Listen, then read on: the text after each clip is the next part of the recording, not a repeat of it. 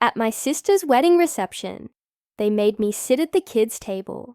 My brother claimed it was just tradition, but I saw everyone else, even the cousin who betrayed me years ago, seated at the main table. So I stood up, glass in hand, and declared, "Change that." The groom rushed over, stunned. "I'm Anna, 32, and this isn't some wild tale, but it's a memory I can't shake. Family drama has a way of tying itself in unexpected knots, and suddenly you're caught in the middle. No matter how much you try to smooth things over or stay quiet, sometimes the people closest to you reveal themselves as your biggest adversaries." This was one of those moments for me. To truly understand that night, you need to know my family history. Claire, my sister, is 35 and the oldest. She's married to Mark, who seems decent, but quickly got entangled in our family's power plays. Then there's Simon, my brother, 2 years younger. He's the type to smile innocently while subtly undermining you. And then there's me, the middle child, always overlooked and underestimated. At least, that's how it felt growing up. Our parents often preached about family values and loyalty, but it was clear their affection wasn't equally distributed. Simon was the golden child, their favorite, with perfect grades, a good job, and a charm that always got him out of trouble. Claire was the successful daughter, the one they proudly spoke about at church and family dinners. And me, I was the one they quietly dismissed. Not a troublemaker, just invisible. When Claire announced her wedding, I was genuinely happy for her. She'd been through a lot with past relationships and personal struggles, and I hoped this would be a fresh start for all of us. I even moved back to town a few months prior, hoping to mend some old family bridges. What I didn't expect was that moving back would only put me front and center for the same old family games, but with higher stakes. The wedding day was a beautiful spring afternoon. The venue was a charming estate with blooming gardens and fairy lights, creating the cozy, intimate atmosphere Claire and Mark wanted. I wore a simple navy dress, my hair in loose waves, nothing flashy. My goal was to blend in and be there for my sister, but from the moment I arrived, I felt an unsettling undercurrent. I barely had time to greet a few relatives before Simon appeared, a familiar smirk on his face. "Anna," he said, his voice low and condescending, "you're sitting at the kids' table." "The kids' table?" I blinked. "Simon, I'm 32. He shrugged as if it were perfectly normal. "It's tradition. Claire wants to keep it simple. The venue can only seat so many at the main table. It's better this way." I wanted to argue, to ask why. Everyone else got a seat, but before I could, he walked away, leaving me feeling invisible. So I followed his direction. The kids' table was tucked away in a corner, far from the main dining area and the speeches. It was a small round table with a plastic tablecloth and paper cups, surrounded mostly by younger cousins and toddlers. I sat down, my stomach churning, the muffled sounds from the main room, laughter, clinking glasses, conversations I wasn't part of, were still clear. My family was right there, just out of reach. As I settled in, I saw Rachel, Mark's cousin, at the main table, laughing and chatting with my parents as if they were old friends. Rachel had spread a nasty rumor about me years ago that almost cost me my job. She never apologized, and I hadn't forgiven her. Yet there she was, front and center. While I was stuck here, dinner dragged on. The kids around me talked about cartoons and school projects. I tried to politely join in, but the age gap was obvious, and so was the message. At the main table, Simon looked smug, swapping stories with Claire and Dad. Mom kept shooting me occasional, mostly disapproving glances. It wasn't just the seating, it was the coldness, the way they all acted like I didn't belong. Then came The speeches. Claire's was lovely, full of love and gratitude. Mark's dad gave a warm, funny toast.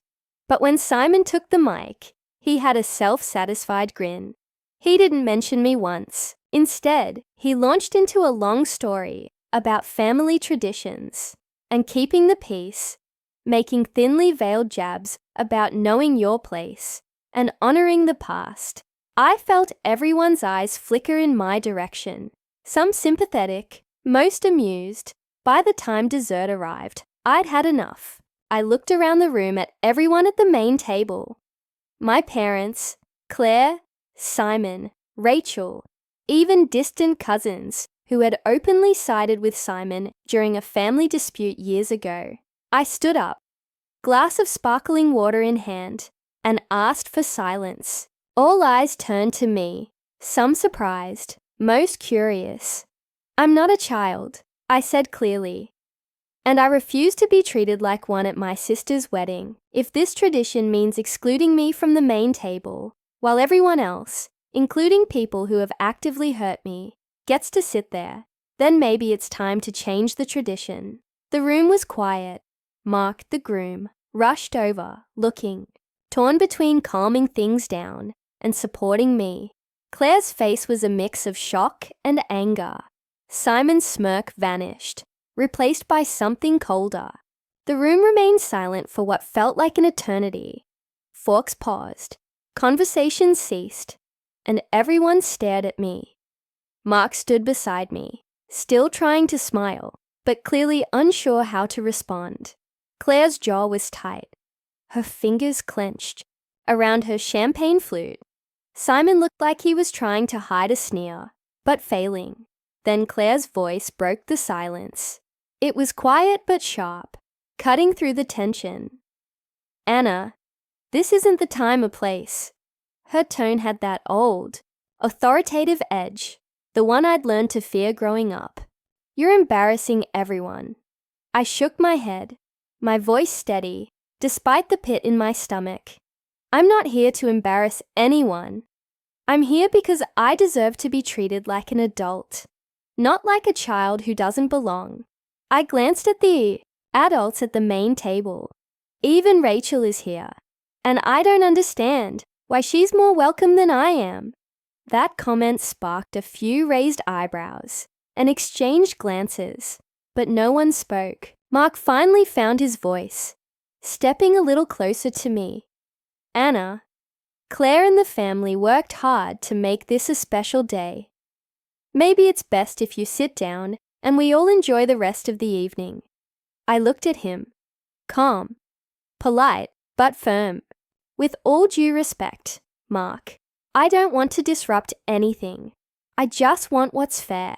If this tradition means I'm excluded, then I want to be part of the main table like everyone else.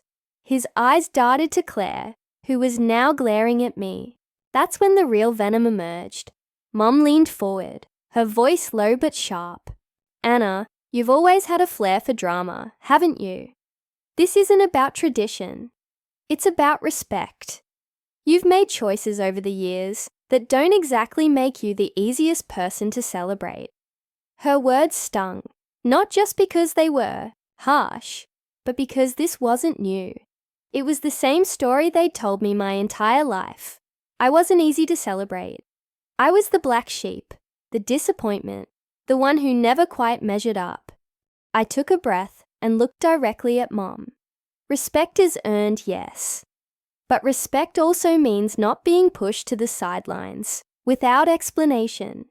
If you want to talk about choices, let's talk about how the family welcomed Rachel back after everything she did to me, or how Simon uses tradition as an excuse to keep me invisible. Simon's face paled, but he quickly recovered. Enough, Anna. You're making a scene. Claire's wedding isn't your platform for grievances. Funny, I replied, my voice calm. Because this scene is exactly what you made when you decided where I'd sit. The air felt thick. The non-family guests awkwardly shifted, unsure where to look or how to react. Then Claire stood up, trying to maintain control. Anna, This is my day.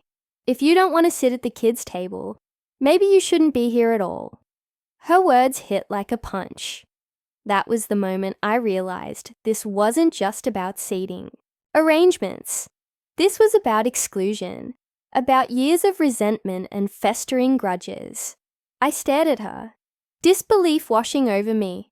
I came because I wanted to be part of your life again, not to be kicked out like some unwanted guest. That's when Rachel, the cousin, laughed, a loud, sharp laugh that echoed around the room. "Oh, please," she sneered. "You think you deserve a seat here after what you did?" I froze. What had I done? Then I remembered the rumor she'd spread years ago that nearly cost me my job. The cruel whispers she encouraged. She was still holding that grudge, using it as ammo. I wanted to respond, but the weight of the room's eyes made me hesitate. Mark, still trying to keep the peace, stepped between us. "Let's all just calm down. Anna, why don't you come sit here with us? We can figure this out after the reception." I looked around at the main table, then back at the kids' table where I'd been shoved. Then I looked at Mark. "No, I'm standing for now." The silence that followed was thick with tension. The rest of the evening was a blur of sideways glances, whispered conversations, and deliberate cold shoulders.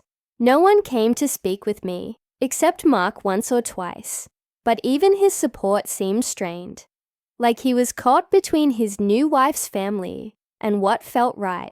Simon spent most of the night pretending I wasn't there, chatting loudly with friends and relatives, while Claire stayed glued to Mark, barely acknowledging me beyond obligatory nods. When it was time for the cake cutting, Claire made a big show of inviting everyone up to the front, except me. I was left standing by the back wall, watching as the family posed for photos, laughing and celebrating like I was a stranger. I thought about leaving, but something inside me held me there. I wasn't going to be pushed out without a fight. Then, as the last song played and people started to drift away, Simon came over. His voice was cold. "You made a scene. Claire's furious. Mom's worried you'll cause more problems. Maybe you should just leave and give everyone some peace."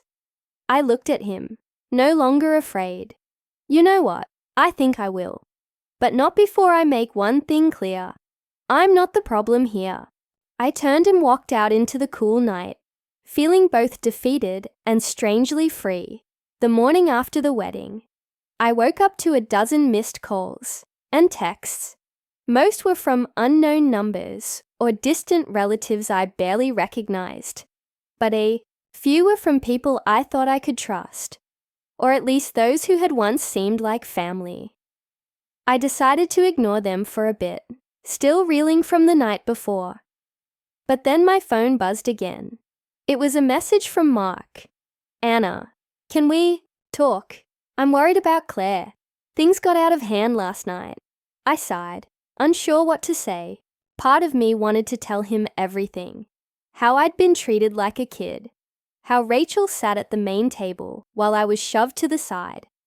How Simon and Claire had made it clear I didn't belong. Instead, I typed back, "I'm not sure what to say. I came to support Claire. I didn't expect this." Mark replied quickly, "I know, I'm sorry. I'll try to talk to Claire." That was the closest thing I got to an olive branch. But the rest of the day, it got worse. By noon, my phone was flooded with messages. Not all friendly. A few relatives I hadn't spoken to in years sent curt texts, hinting that I should stay, out of family matters, or that I was making things harder for Claire. The cruelest message came from Mom. "You embarrassed us all. If you keep this up, you're not welcome here." I read it twice, before putting my phone down and staring out the window. The woman who was supposed to love me unconditionally was essentially telling me to stay away if I didn't behave. Then the calls started. Simon was relentless. He called twice that afternoon. "Anna, you need to stop this. Claire's upset. Mom's upset. You're making the family look bad. I'm standing up for myself, I said firmly. By causing drama, you're only making it worse. Just drop it, okay? I hung up. The audacity of his tone made my skin crawl. Later that day, a group chat started. Family only. The messages were thinly veiled, insults disguised as concern. Maybe Anna just needs some space to think. She's always been so sensitive. Claire's wedding was about love and unity, not arguments. One message stood out. If she really wanted to be part of the family, she wouldn't have made such a scene. I stared at my screen, my heart pounding. These weren't just words. They were attempts to isolate me, to make me feel small and unwelcome. That night, I called my best friend Sarah. She'd been my rock through all the family mess. I don't know what to do anymore, I confessed. It's like I'm the villain in their story. Sarah was silent for a moment. Anna, maybe it's time to stop trying to fit into a family that's made it clear they don't want you. Her words hit hard, but deep down, I knew she was right. The next day, I got a surprise visit from Rachel. She showed up unannounced at my apartment, wearing that same smug expression from the wedding. Still mad about the seating, huh? She sneered. I closed the door firmly. This isn't a conversation. She laughed. Oh, it will be. You see, Claire and Simon think you've gone too far. They want to make sure you understand your place. I barely heard her words before closing the door. A week later, I found out what she meant. An email from Claire arrived, copied to the entire family. It was a carefully worded letter full of vague accusations about disrespect and dividing the family. It implied that I had caused unnecessary drama and hurt Claire on her special day. There was a clear message. I was the problem, and if I didn't change, I'd be cut off. That night, I sat down with my laptop, rereading the letter over and over. How had things gotten so twisted? I wanted to scream, but I knew yelling wouldn't fix anything. Instead, I made a decision. If they wanted a war, I'd give them one, but I wouldn't fight with words or tears. I'd fight smart. I started documenting everything, the seating plan, the messages, the whispers. I reached out to a lawyer friend just to understand my rights. I began quietly talking to distant relatives who had once admired me but were afraid to speak up. And, most importantly, I started planning how to take back control. Simon's next move came quickly. He spread rumors at work that I was unstable and unprofessional, making it hard for me to get projects approved. Claire kept up the public image of the perfect sister while privately trying to convince mutual friends that I was the problem. Mom barely spoke to me, except when she needed to guilt me into silence. But here's the thing. They underestimated me. The person they thought was fragile was quietly building strength. The person they thought was invisible was becoming impossible to ignore. One evening, I received a call from Mark. His voice was hesitant. Anna, Claire's been asking questions about your side of things. She's confused. Maybe there's more going on than she realized. I was surprised. Maybe Mark wasn't completely lost to the family drama after all. I decided to take a chance. I invited Mark over to my apartment the next day. We talked for hours. I shared my side. The years of feeling sidelined. The way Simon and Claire used tradition as a weapon. The pain of being excluded. Mark listened. Really listened. By the end of the night, Mark said something I hadn't expected. Claire needs to hear this. Maybe it's time for some honesty. I nodded, feeling the first flicker of hope. It began with small, quiet moves that only I noticed at first. I started by reaching out to people who had been quietly hurt by my family's behavior, but never spoke up. Aunts, uncles, distant cousins, people who had seen the undercurrent of toxic dynamics but kept their distance. Afraid to choose sides. One by one, I pieced together stories of the family's manipulation, favoritism, and greed that stretched back decades. Each conversation added more layers to what I already knew, but also gave me allies I never expected. Then came the legal groundwork. I wasn't naive enough to think that going head-to-head with my family's lawyers, because yes, they wasted no time pulling out legal threats to try to intimidate me, would be a quick fix. But I found a lawyer who understood the emotional and financial stakes. Someone who helped me see ways to protect myself and even challenge some of their control. That alone felt like a win. Meanwhile, I kept my eyes and ears open at family gatherings, which admittedly were few and far between, after the wedding debacle. At the last reunion, I noticed Claire's carefully constructed facade cracking. Her forced smiles and polished speeches couldn't hide the resentment simmering underneath. Simon tried his usual charm offensive, but even his closest friends were noticing how tense he'd become. I started dropping hints at those gatherings, casual comments about fairness, transparency, and respect that weren't so casual once you knew the backstory. Most interestingly, I found ways to expose their favoritism without outright confrontation. For instance, at one dinner, I brought up the topic of family inheritance and trusts.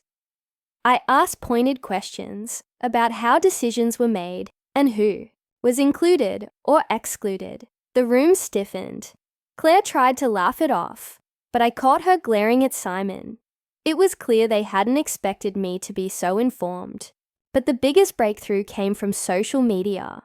I created a private blog, accessible only to close family members and a few allies, where I chronicled my side of the story with meticulous detail and evidence. Emails, texts, photos, recordings from some of those whispered family meetings, all laid bare. At first, some ignored it, others were shocked. A few couldn't deny the truth any longer. One evening, my phone buzzed. It was a message from my Aunt Marianne, a woman who had been quietly critical of Claire and Simon's control, but afraid to speak. She said, "Anna, I never wanted to get involved, but your blog made me see things I couldn't deny. I'm on your side." That message meant the world. It was the first sign that the tide was turning. Then came the most satisfying moment. At the family's annual charity gala, a major event where Claire and Simon loved to show off their perfect family image. I was invited as a guest, thanks to Marianne's quiet sponsorship. Claire acted as if I was invisible. But as the evening went on, whispers about the blog started spreading. By the time the charity auction rolled around, several donors pulled Claire aside, expressing concerns about the family's reputation. Later, I overheard Claire demanding to know who had leaked the information. She never suspected me. Around that same time, Simon's business ventures, which he had proudly boasted about, began facing scrutiny. I had quietly tipped off a few contacts about questionable practices he was involved in, and suddenly regulatory agencies were knocking on his door. Simon's charm couldn't smooth over this one. Through all this, Mum remained cold, but increasingly nervous. She sent messages, trying to patch things up, but I ignored them. I wasn't done. I knew I couldn't stop at exposing them. I wanted them to feel what it was like to be sidelined, betrayed, and powerless. So I started organizing a family meeting under the pretense of healing and moving forward. Claire and Simon showed up, cautiously polite. What they didn't know was that I'd invited key family members who had been quietly gathering evidence and stories against them. The room was tense as I stood up. "Before we talk about healing, maybe we should talk about honesty," I began, my voice steady. I laid out the blog, the emails, the texts, the whispers. Faces went from polite interest to shock, then to anger. Claire interrupted, her voice tight. This is a betrayal." "No," I said. "This is years of being ignored, dismissed, and pushed aside." Simon tried to cut me off, but my allies spoke up one after another, sharing their experiences of being manipulated, silenced, or used. The meeting devolved into chaos, with Claire accusing people of lying and Simon storming out. When it finally ended, the family was split. Some wanted to rebuild, others wanted to cut ties. But one thing was clear: I was no longer invisible. After that explosive family meeting, the atmosphere changed dramatically. The fractures I exposed weren't small cracks. They were deep chasms, and there was no pretending they could be bridged easily. Claire and Simon, who had once held all the cards, found themselves isolated from a large portion of the family. Their polished images cracked beyond repair. The so-called perfect siblings were now seen for what they really were: manipulative, controlling, and utterly selfish. In the weeks that followed, the family gatherings I dreaded turned into something different. Not warm reunions, but battlegrounds, where old grudges were aired openly. Claire refused to speak to me and discouraged anyone else from contacting me. Simon's business troubles worsened as more people came forward with complaints. Some encouraged by whispers I carefully spread. His once bright reputation in the community dimmed rapidly. Mum's messages turned bitter. She stopped pretending she cared. Instead, she sent cold reminders about how I'd ruined the family. I didn't engage with them anymore. The difference was clear. I was no longer fighting to be accepted. I was fighting to be free. On the legal front, thanks to my lawyer and the documentation I gathered, I managed to protect myself from any financial or legal fallout they tried to bring my way. The family trusts and inheritances they'd hoped to use as leverage were re-examined, with some clauses restructured to ensure I wasn't cut out unfairly. That was a silent victory they never saw coming. Some relatives who had once stood quietly on the sidelines began reaching out to me. They expressed relief that someone finally had the courage to challenge the toxic patterns. Aunt Marianne remained a close ally. She and I started rebuilding parts of the family that hadn't been completely poisoned by Claire and Simon's influence. Meanwhile, Rachel, who had shown up at my apartment months ago with her smug attitude, slowly faded from the picture. Even she realized the family's power dynamic had shifted. As for me, I focused on my life outside the family chaos. I pursued new opportunities with a clarity I hadn't had before. Without their shadows looming over me, I was able to make decisions that truly served my happiness. The wedding seating incident, which once felt like the worst moment of my life, became the spark that ignited a long overdue reckoning. I never forgave Claire, Simon, or Mom for what they put me through. Forgiveness would have meant excusing their manipulation and cruelty, and I wasn't willing to do that. In the end, the family I thought I belonged to didn't want me, but by standing up and fighting back, I built a new version of family, one based on respect, honesty, and genuine support, and that made all the difference. So, if you're reading this and struggling with your own toxic family, know this: you don't have to accept the roles they assign you. You can fight back, find your voice, and create your own path. Because sometimes the real victory isn't in fixing what's broken. It's in walking away and building something better.